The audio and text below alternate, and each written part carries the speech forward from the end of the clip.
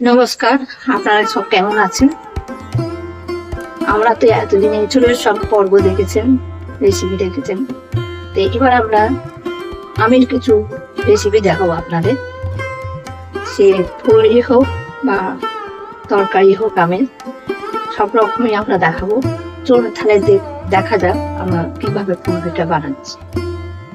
দুটো বড় সাইজের পাকা আম লাগবে, এইভাবে চৌকো করে কেটে নিয়েছি।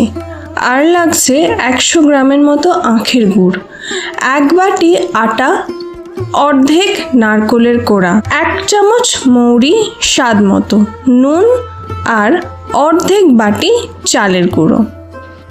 প্রথমে আমের টুকরোগুলিকে মিক্সিতে পেস্ট করে নেব, একদম মিহি।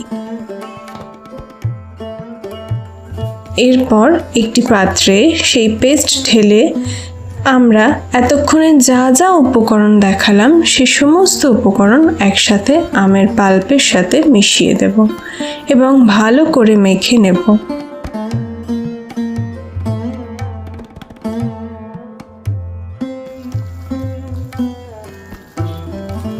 মাখার সময়তেই কিন্তু সুন্দর অ্যারোমা বেরোচ্ছে।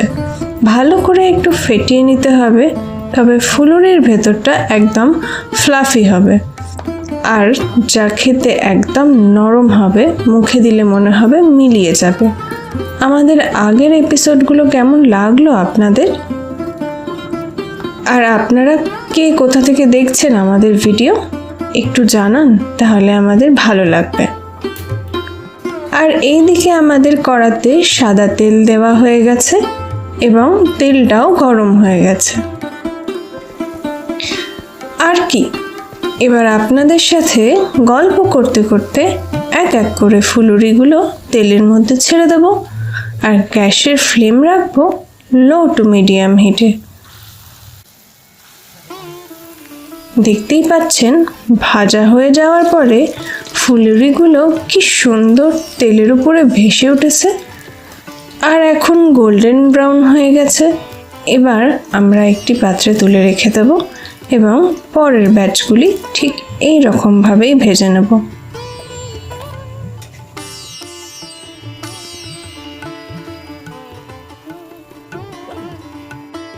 কি সুন্দর আমাদের আমের ফুলুরি তৈরি হলো। এজন্য তো একটা লাইক করা যেতেই পারে, তাই না? তালের ফুলুরি তো অনেক খেয়েছেন, এবার বললাম আমের ফুলুরি। বাড়িতে বানিয়ে দেখবেন, আর ভালো লাগলে আপনারা লাইক করে শেয়ার করবেন। এবার একটা আমি খেয়ে দেখছি কেমন হয়েছে।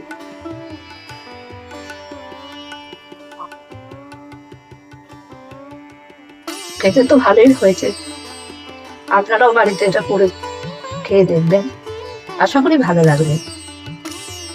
টাটা।